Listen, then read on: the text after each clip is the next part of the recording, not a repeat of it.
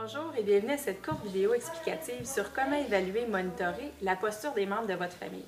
Je suis le docteur Geneviève Moreau, chiropraticienne des familles de ma région et de leurs sportifs depuis maintenant plus de 7 ans.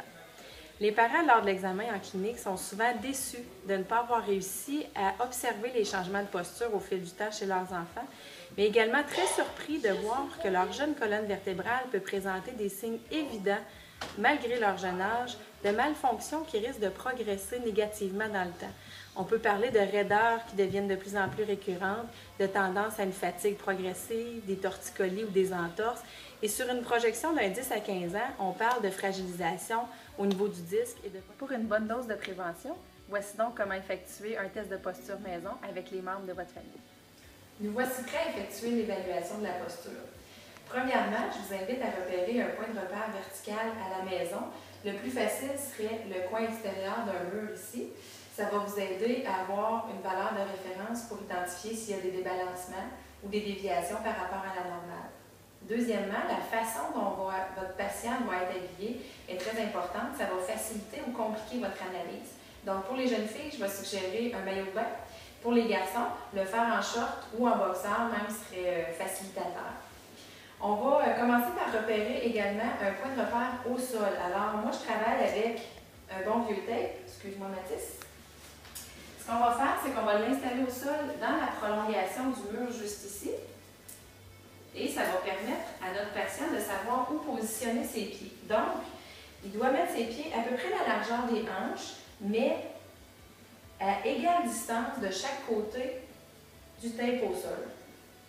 Deuxièmement, on ne veut pas identifier une posture qui est exagérée, qui est dite militaire. On veut celle qui est naturelle dans les activités du quotidien. Donc, ce qu'on va faire, notre patient va décroiser les bras.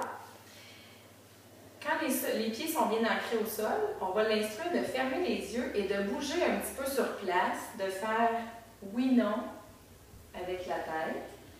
Et quand il sent que sa posture est naturelle et détendue, il va pouvoir ouvrir les yeux.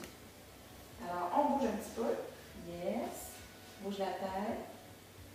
Si tu sens que c'est une posture naturelle pour toi quand tu arrêtes, tu peux ouvrir les yeux. Excellent. Et on va regarder droit devant. Maintenant, voici ce qu'on regarde. Si à cette étape-ci, vous prenez une photo, ça va être plus facile à analyser, mais on va le faire version live en bon québécois. Alors, voici ici, on va regarder la hauteur des épaules. Regarde devant, s'il te plaît, Mathis. On veut des épaules qui sont égales de chaque côté. Ensuite, on va regarder la partie osseuse ici de chaque côté des hanches. On fait attention de ne pas trop chatouiller notre patient, mais on veut également des hanches qui sont égales des deux côtés. Si on a une hanche qui est plus haute que l'autre et une épaule qui se trouve être plus basse, c'est un signe annonciateur de déviation progressive au niveau de la colonne vertébrale.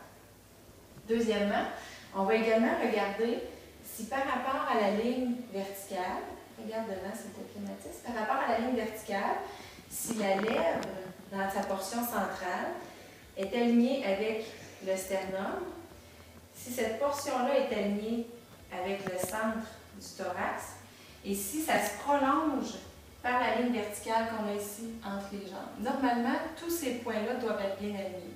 Ça se peut que vous voyez une déviation de la tête, par exemple. Peux-tu mimer, Mathis, vers la droite? Ça se peut que vous voyez qu'il y a un déplacement entre la lèvre et le sternum, ou au contraire, une tête qui est bien alignée, garde la tête au centre, déplace le thorax par ici. Ouais. Voyez-vous ici, là, on aurait une déviation du thorax par rapport au bassin. Okay? Ça, c'est des exemples de ce que vous pouvez identifier à la maison. Pour la posture de côté, la première instruction à donner va être de placer la malléole, qui est la bosse sur le côté de la cheville, sur le tape qu'on a placé au sol. Alors, Mathis, on va avancer un petit peu. Excellent. On laisse les mains chaque côté, bien important, et on regarde droit devant. Alors, ce qu'on veut regarder, Mathis, c'est un petit peu trop avancé. Recule une petite affaire. Oui. Ce qu'on veut regarder, c'est si par rapport à notre ligne verticale, est-ce que l'oreille est au-dessus des épaules? Est-ce que l'épaule est au-dessus des hanches? Et est-ce que la hanche, regarde devant, merci beaucoup, est-ce que la hanche est au-dessus du genou? Ici, honnêtement, on a une version vraie vie. Mathis est tenté de regarder l'analyse que je fais et ça va arriver avec vos enfants.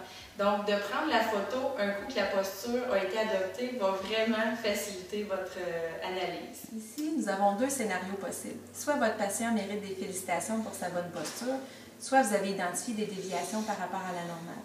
Je vais vous inviter à refaire cette évaluation-là à une fréquence d'une fois par mois. Vous pouvez également profiter du Facebook pour communiquer avec nous et nous envoyer un message si vous avez des questions ou bénéficier d'une consultation sans frais auprès d'un de nos docteurs. D'une façon ou d'une autre, il nous fera plaisir de vous rendre service.